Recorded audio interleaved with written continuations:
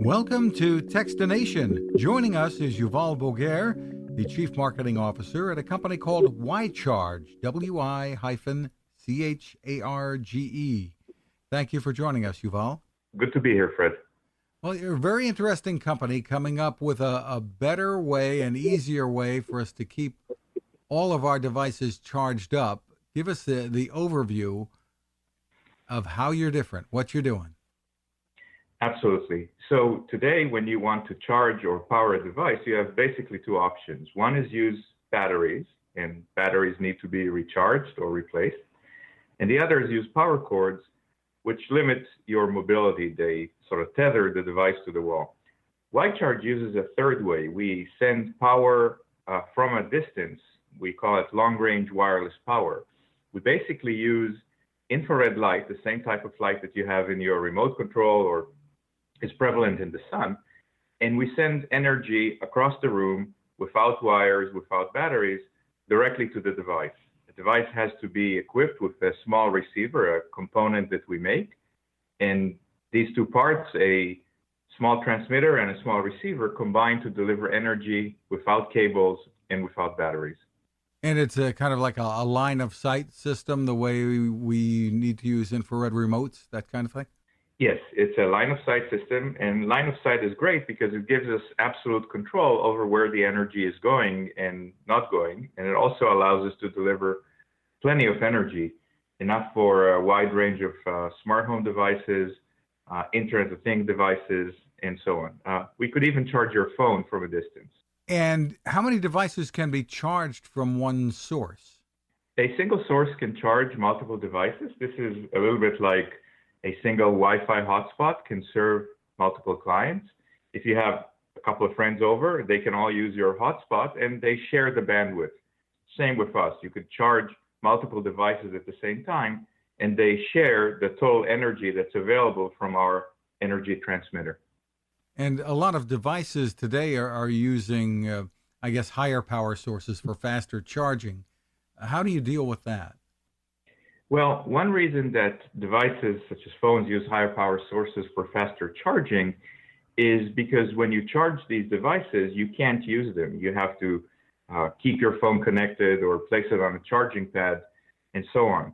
With YCharge, charging happens in the background. You no longer have to think about charging. So imagine you come back home, you put your phone on the kitchen counter, and it starts charging, and then you're having dinner and it charges, and then you're watching some TV and it charges. So you don't have to think about charging anymore, and therefore you don't truly care about how quickly that happens.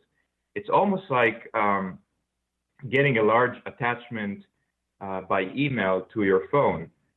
Once upon a time when you had to connect to the internet to actively download your attachments, your emails, you were worried about how quickly that's going to happen.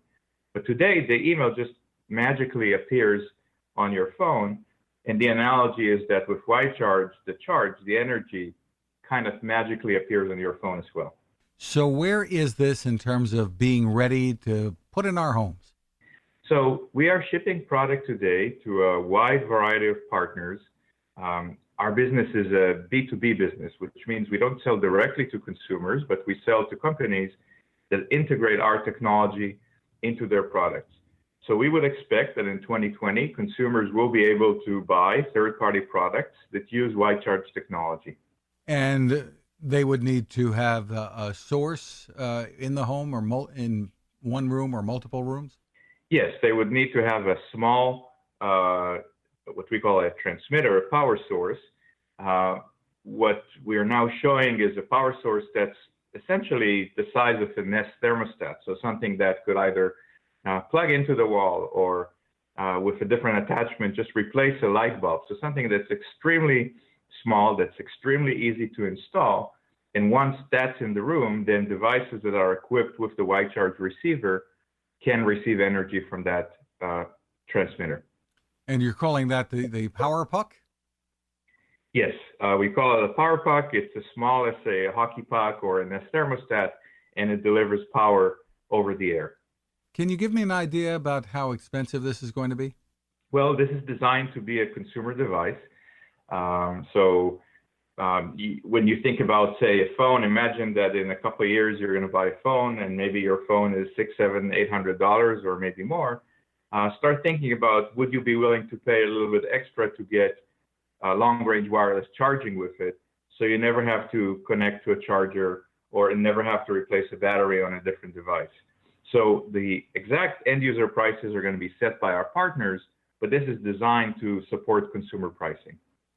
Could it be mobile? Could it be in vehicles as well? It could be in vehicles as well. Our initial focus is more on stationary applications, meaning that the transmitter is connected to a wall or to a light bulb.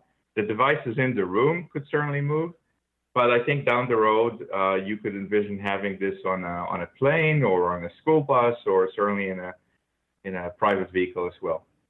Obviously, people are going to be concerned about the safety issues here. So tell us what, if anything, they should be concerned about.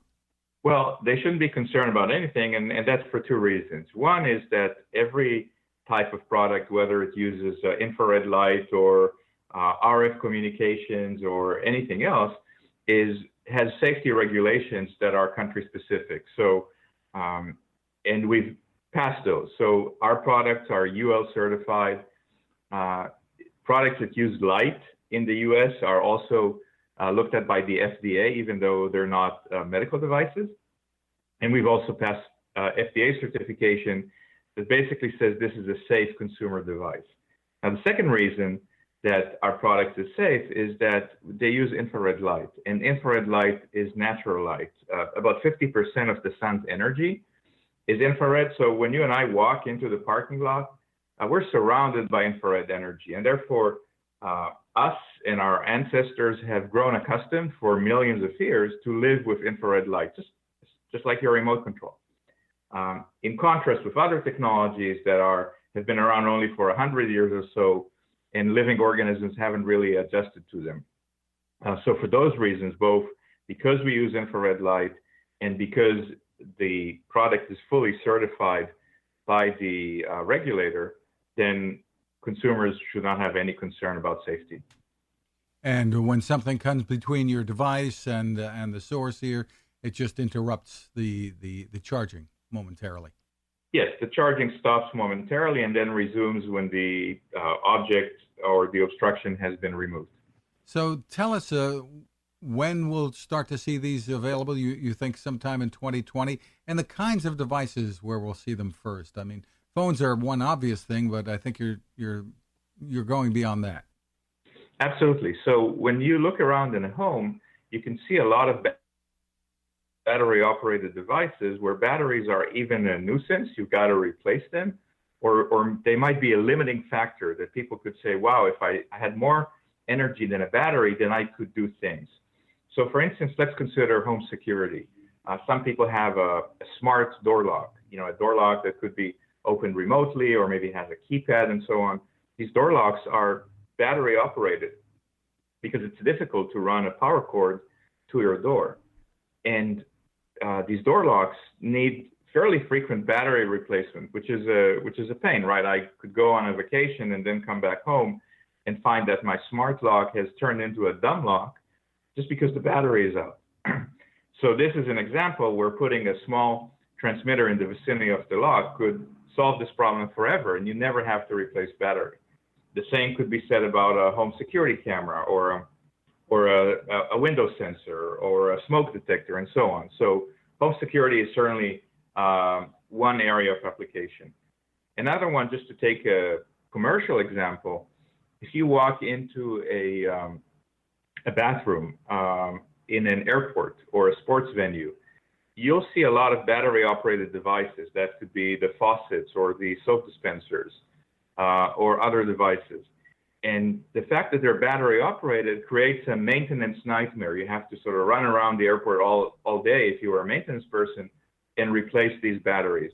And so with Y-Charge, that would be something that would be a thing of the past because you'd never have to replace batteries. And then you can also add functionality that you always wanted for, say, a soap dispenser to report how much soap it has left so you can get refills on a timely basis. You couldn't do that before because you didn't have enough battery, but now with Y-Charge, no need to replace batteries, and can also add these additional features.